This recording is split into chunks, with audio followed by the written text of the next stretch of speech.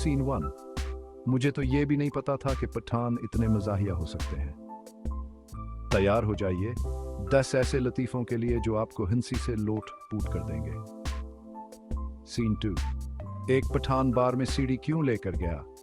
High experts तक पहुंचने के लिए। सीन 3। पठान चाय कैसे बनाता है? वो चाय दानी उठाता है और कहता है 1 2 3 चाय।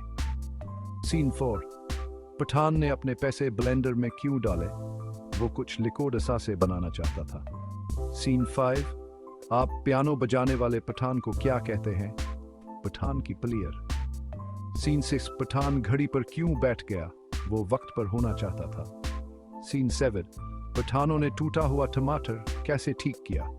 टमाटर पेस्ट से। सीन 8।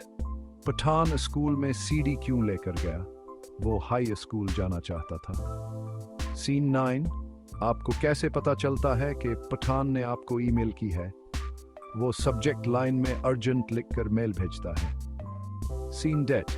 पठान ने फर्श पर केले का छलका देखकर क्या कहा? ओह, मैं पोटाशियम पर फिसलने वाला हूं। सीन 11। पठान बस्तर पर मस्ततर क्यों लेकर गया? ये देखने के लिए कि वो कितनी देर सो सकता है।